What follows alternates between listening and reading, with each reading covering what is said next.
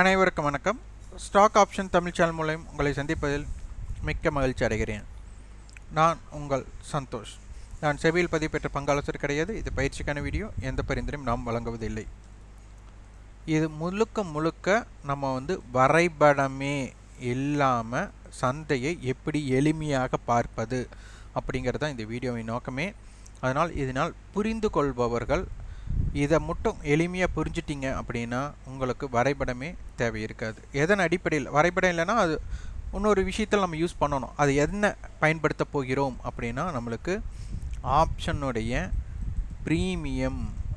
இந்த ப்ரீமியம் அப்படிங்கிறது ஒரு எதிர்பார்ப்புன்னு எல்லாத்துக்கும் தெரியும். அப்போ அந்த எதிர்பார்ப்பு விலையை வச்சு நம்ம என்ன பண்ண போகிறோம் அப்படின்னா ரேஞ்ச் கணக்கிட போகிறோம். அப்போ அந்த ரேஞ்சை வச்சு நம்ம பார்க்க போகிறோம். அதே மாதிரி இன்றைக்கி monthly contract closing Finnifty 0 or hero எப்படி இருந்தது அப்படிங்கிறத பார்க்கலாம்.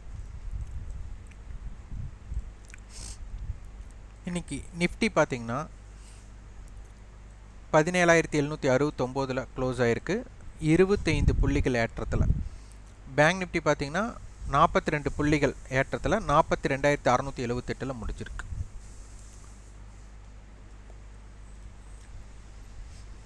இப்போ நிஃப்டி நிறுவனங்கள் அப்படிங்கிறத நம்ம பார்க்கணும். இதில் நிஃப்டியில் இன்றைக்கி யார் தாக்கத்தை ஏற்படுத்தினார்கள் அப்படிங்கிறத பார்க்கணும். நிஃப்டியில் Adani Enterprises, Bajaj Finance, Britannia, Bajaj Finserv, Bharti Airtel இவங்கெல்லாம் கிட்டத்தட்ட ஓரளவுக்கு ஒரு வாய்ப்பை ஏற்படுத்தியிருக்காங்க. அப்போது அதானி என்டர்பிரைசஸ் என்ன தாக்கத்தை ஏற்படுத்த போகிறது அப்படிங்கிறதை பார்க்க வேண்டும். இது ஹிஸ்டாரிக்கல் டேட்டா. ஏதாச்சும் பிரேக் அவுட் ஆனதுக்கு பின் க்ளோஸ் ஆகிருக்கா அப்படிங்கிறது பார்க்கணும். இப்போ நேற்றைய க்ளோசிங் அப்படிங்கிறது 1,801 ரூபா அப்படிங்கிறது நேற்றைய க்ளோஸ். நம்மளுக்கு இன்றைக்கி ஓப்பன் 1,806. இதற்கு முந்தி பார்த்திங்கன்னா 1,817, 1,853, 1,878, 1,877, 1,902, 1,904. அப்போ கிட்டத்தட்ட இந்த ஒரு வாரத்தில் நம்மளுக்கு அதிகபட்சமான ஹை 2 வாரத்தில் எடுத்துட்டால் 1,904 அப்படிங்கிறது தான். அப்போ இன்றைக்கி என்ன பண்ணியிருக்காங்க அப்படின்னா அந்த ஹையை நேற்றைய ஹையை பிரேக் பண்ணி இருக்கிற அனைத்து ஹையும் பிரேக் பண்ணி 1,913 போயிருக்காங்க. ஆனால் க்ளோசிங் 1,847க்கு கொடுத்துருக்குறாங்க. அப்போ ஹைக்கும் லோவுக்கும் பார்த்திங்கன்னா ஒரு 112 ரூபா ரேஞ்ச் கொடுத்துருக்காங்க.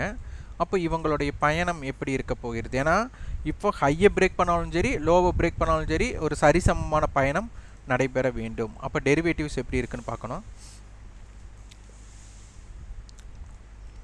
1,900 கால் 1,900 கால் பாருங்கள். நேற்று முடிவுற்ற விலை 7.40 ரூபா. இன்றைக்கி 7.15க்கு ஆரம்பம், 6 ரூபா லோ, 52 ரூபாய். ஏன்னா இது ஐடிஎம்மாக மாறி இருக்கு. 52 ரூபாய் ஹை போயிருக்காங்க. அப்போ மார்க்கெட்டோட ஹையை 1,913 அந்த ரேஞ்சு தான் நம்மளுக்கு வந்திருக்காங்க. அப்போ இங்கேருந்து அப்போ என்ன பண்ணியிருக்காங்க, ஓடிஎம் ஐடிஎம்மாக மாறி இருக்கு. மீண்டும் அவங்க ஆனதுக்கப்புறம் 12 ரூபாய் இறக்கும். இதுதான் நம்மளுக்கு தெரிஞ்சுக்கணும். நம்மளுக்கு ஆப்ஷன் பையருக்கும் ஆப்ஷன் செல்லருக்கும் உண்டான விஷயமே.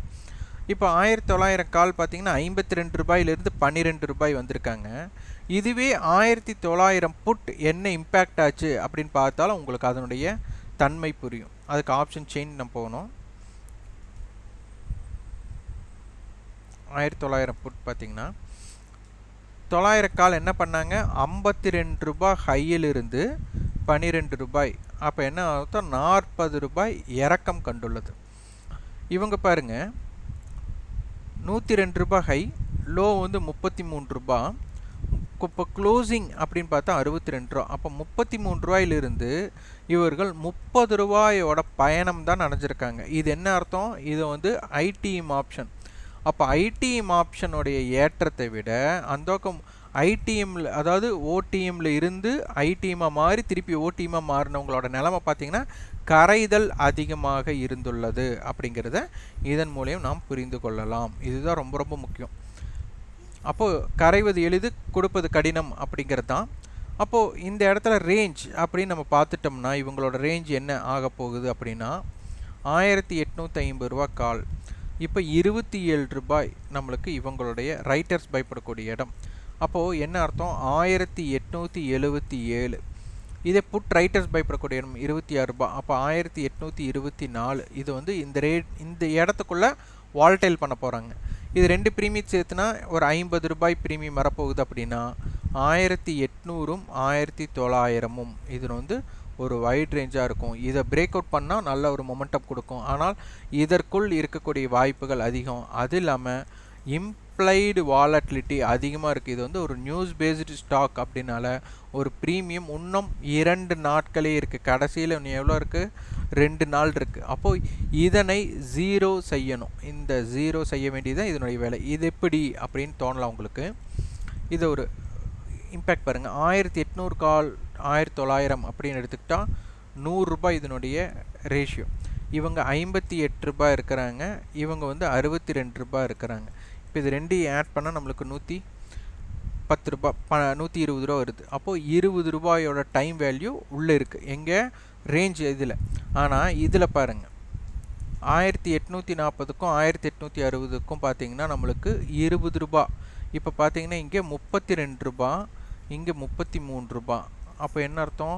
65 ரூபா. எவ்வளோ இருக்கணும்? 20 ரூபா தான் இருக்கணும். 45 ரூபா அதிகமாக இருக்குது. அப்போ டைம் வேல்யூ 1840 டு 1860க்குள்ளே இருக்குது. அப்போ இதுக்குள்ளே மொமெண்டம் பண்ணி இந்த 45 ரூபாயை 0 செய்யறதுக்குண்டான காரணத்தெல்லாம் அவங்க இது பண்ணுவாங்க. அதனால் ஜாக்கிரதையாக இருங்கள். புதியவர்கள் இதில் நம்பி அதிகமான முதலீடு செய்துவிட வேண்டாம் அப்படிங்கிறத புரிஞ்சுக்கோங்க. அடுத்து பஜாஜ் ஃபினான்ஸ் 2.38%. இதனுடைய ரேஞ்ச் நம்ம பார்க்கணும். ஹிஸ்டாரிக்கல் டேட்டா இது பார்த்திங்கன்னா இப்போது கிட்டத்தட்ட இப்போ நம்மளுக்கு மார்ச் 31, இப்போ ஏப்ரல் 24னா இதில் நம்மளுக்கு 5900 6000 அப்படிங்கிற ஒரு விஷயமே இதற்குள்ளே இல்லை. அப்போ 6000ஐ கடந்து முடிஞ்சிருக்கு. அப்போது இதை நம்ம எப்படி எடுத்துக்கொள்ளலாம் அப்படின்னா ஒரு மந்த்லி பிரேக் அவுட் அப்படின்னு எடுத்துக்கலாம். அப்போ இது ஒரு மந்த்லி பிரேக் அவுட் ஆனதுனால இதனுடைய தாக்கம் எப்படி இருக்கும்? ஏன்னா முடிஞ்சதும் மந்த்லி கான்ட்ராக்ட் க்ளோசிங் மேலே தான் இருக்குது. அப்போ இருக்கிறதுலே அதிகமான ஹை அப்படின்னு சொல்லலாம். அப்போ இதில் 6100 கால் கொடுத்துருக்காங்க, 6200 கால், 6000 கால், 6000 புட் கொடுத்துருக்காங்க. இப்போ முடிஞ்சது இதுக்கு ரெண்டுக்கும் இடையில முடிஞ்சிருக்காங்க. அப்போ 6000 காலும் 6000 புட்டோட அடிப்படையில் ஒரு ஸ்ட்ரேடல் அப்படின்னா இது 116 ரூபாய், இது 43 ரூபாய். அப்போ என்ன அர்த்தம்? 150 ரூபாய் இருக்குது. அப்போ 6000த்தில் இருந்து நம்மளுக்கு 150 ப்ளஸ் 150 மைனஸ், அதாவது 5850லேருந்து 6150க்குள் ஒரு ரேஞ்ச் இருக்க வாய்ப்பாக இருக்கும்.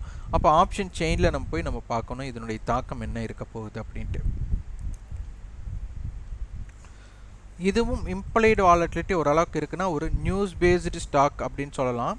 இது மிகப்படுத்தின அமௌண்ட் இருக்குது, அதனால் ஒரு மொமெண்டம் இருந்தே ஆகணும். இப்போ 6050 கால் அப்படின்னா இது 83 ரூபாய், இது வந்து 41 ரூபாய். அப்போது 120 ரூபாயோட ப்ரீமியம் இருக்குது. அப்போ 6050லேருந்து 120 ரூபாயை நம்ம ஆட் பண்ணோம்னா 6170 அந்த ரேஞ்ச் நம்மளுக்கு ரொம்ப ரொம்ப இம்பேக்டான பிளேஸாக இருக்கும். 6050லேருந்து 120 ரூபாய் கழிச்சோம்னா 5930. அப்போ இதனுடைய ரேஞ்ச் என்னவா இருக்க போதுன்னா 5930லேருந்து 6120க்குள் இருக்க அதிகமான வாய்ப்பாக அமையும். அப்போது இது ஒரு மந்த்லி ஸ்டாக்ஸ்னால் அதில் ஒரு மொமெண்டம் ஸ்டாக்ஸாக இருக்க போது இன்னும் 2 நாள் தான் இதோட கான்ட்ராக்ட் க்ளோசிங் இருக்குது. அதனால் வாய்ப்புகள் நிறைய இருக்குது. ஜாக்கிரதையாக வியாபாரம் செய்யுங்கள். ஸோ இது இந்த மாதிரி தான் நம்ம பார்க்கணும். அப்போ இதில் வேல்யூம் ஸ்டாக்ஸாக என்ன இருக்காங்க அப்படிங்கிறத மோஸ்ட் ஆக்டிவ்க்கு நம்ம பார்க்கணும். இதில் பார்த்தீங்கன்னா டேர்ன் ஓவர், இது வந்து நிறைய பேர் கேட்டிருந்தீங்க. டேர்ன் ஓவர்னு என்ன, நம்மளுக்கு வேல்யூம்னு என்னென்னு கேட்டிருந்தீங்க. அதற்குண்டான ஒரு வீடியோ தனியாகவே நம்ம போடுறோம். இது டேர்ன் ஓவர்னால் நம்மளுக்கு வேல்யூமில் அதனுடைய மதிப்பீடில் எவ்வளோ டேர்ன் ஓவர் ஆச்சோ மதிப்பீடின் அடிப்படையில் அதிகமான மதிப்புக்கு ஒரு ஷேரோட விலை 1663னா 4,20,000 4,20,000 வேல்யூக்கு கோடிக்கு வந்து இவங்க இந்த அளவுக்கு வியாபாரம் நடந்திருக்கு. அப்போது அதனுடைய டேர்ன் ஓவர் ஒரு ஷேர் அப்போ எவ்வளோ ஷேராக டேர்ன் ஓவர் ஆகிருக்கும் அப்படிங்கிறத நீங்கள் தெரிந்து கொள்ளலாம். அப்போது HDFC bank, ICC bank, axis bank, state bank, HDFC இதில் 4 நிறுவனம் பார்த்திங்கன்னா அதிகமான டேர்ன் ஓவர் நடந்திருக்கு. வங்கிகளோட டேர்ன் ஓவர் அதிகமாக இருந்துள்ளது. வேல்யூம் பேஸில் பார்த்திங்கன்னா ஐசிசி பேங்க் வேல்யூம் அதிகமான வேல்யூம் நடைபெற்றிருக்கு. 4,13,83,839 அந்த அளவுக்கு நம்மளுக்கு வர்த்தகம் நடந்திருக்கு. State bank, axis bank, HDFC bank, Tata steel இவங்க அதிகமாகவே வேல்யூம் நடந்திருக்காங்க. நான் சொன்ன மாதிரி இந்த நிறுவனங்களோட ரேஞ்சை நம்ம இப்படி தான் ப்ரெடிக்ட் பண்ணணும். கான்ட்ரிபியூஷன் டு இண்டெக்ஸ் பார்த்தீங்கன்னா நிஃப்டி யார் வந்துட்டு தன்னகத்துள் வைத்தது அப்படின்னு பார்த்தா பஜாஜ் ஃபினான்ஸ், அவங்க 9 பாயிண்ட். ரிலையன்ஸ் இன்றைக்கி 0.77, ஆனால் 7 பாயிண்ட்டோட இது. ஐசிசி பேங்க், அதானி என்டர்பிரைஸ் இன்றைக்கி பார்த்தீங்கன்னா அதானி என்டர்பிரைசஸ் 2.37, அதாவது கிட்டத்தட்ட பஜாஜ் ஃபினான்ஸோட நிகர். ஆனால் அந்த அளவுக்கு கான்ட்ரிபியூட் கொடுக்கல. காரணம் என்ன? வெயிட்டேஜ் கம்மி, அதன் காரணமாக இவங்க தரவில்லை.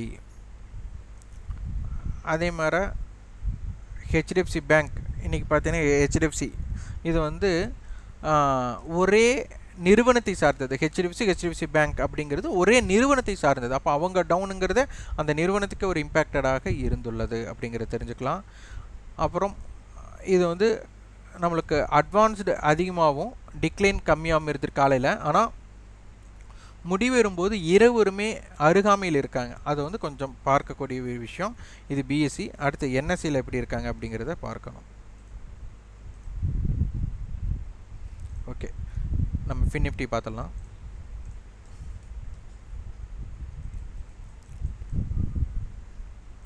ஃபின்னிஃப்டி வந்துட்டு இன்றைக்கி நிறைய பேர்த்தோட பொறுமையை சோதித்திருக்கு அப்படிங்கிறதே நம்ம சொல்லலாம். ஏன்னா ஹையுக்கும் லோவுக்கும் உண்டான இம்பேக்டட் அப்படிங்கிறது வந்து ஒரு 116 புள்ளிகள் தான் இருந்திருக்கு. நேற்று ரெசிஸ்டன்ஸாக நம்ம என்ன சொன்னமோ 19,053 அப்படிங்கிறத மிக மையப்படுத்தி பேசியிருந்தோம். இன்றைக்கி அதை கடக்கலை. அதே மாதிரி 18,950 ரொம்ப முக்கியம் அப்படிங்கிறத நம்ம சொல்லியிருந்தோம். அந்த இடத்துலையும் நம்மளுக்கு இம்பேக்டடாக இருந்திருக்காங்க. அப்போ மார்க்கெட் வந்துட்டு எவ்வளோ தூரம் ஒரு அனைவரும் கட்டுப்படுத்தக்கூடிய வாய்ப்பாக இன்றைக்கி ஃபின்னிஃப்டி ட்ரேட் பண்ணவங்களுக்கே தெரியும். ஒரு மொமெண்டம் வந்துட்டு 19,000 நடுநிலையாக வைத்து அங்கிருந்து ஒரு 30 புள்ளிகள் ஏற்றம், 30 புள்ளிகள் இறக்கம், அந்த இதுக்குள்ளேயும் ரொம்ப நோகடித்திருந்தாங்க. இதில் வியாபாரம் பண்ணாமல் ட்ரேட் பண்ணி ப்ராஃபிட் எடுத்தேங்கிறத விட ட்ரேட் பண்ணாமல் தவிர்த்துட்டேன் அப்படின்னு சந்தோஷப்படுறது அதிகமாக இருந்திருக்கணும். அந்த அளவுக்கு மார்க்கெட் சோதனையாக மாறிவிட்டது. இப்போ இது பார்த்திங்கன்னா 19,000 கால், 19,000 புட் ரெண்டுமே 47 ரூபா இருந்திருக்காங்க. கடைசியில் ஒருத்தர் மட்டும்தான் 38 ரூபா. அப்போ ஒருத்தர் போக இன்னொருத்தரும் நஷ்டமடைஞ்சிருக்காங்க. அதனால் எவ்வளோ தூரம் அவங்க வாய்ப்பை பயன்படுத்தியிருக்காங்க அப்படிங்கிறது இதில் தெரிஞ்சுக்கலாம்.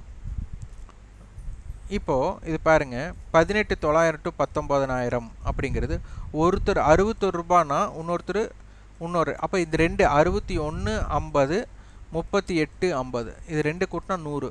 அப்போ இதைத்தான் அப்போ கொண்டு வர போகிறாங்க. எக்ஸ்பைரியோட எண்டு என்னென்னா இந்த மாதிரி தான் நடக்க போகுது. டைம் வேல்யூ வந்து நம்மளுக்கு 0வாக மாறிடும்.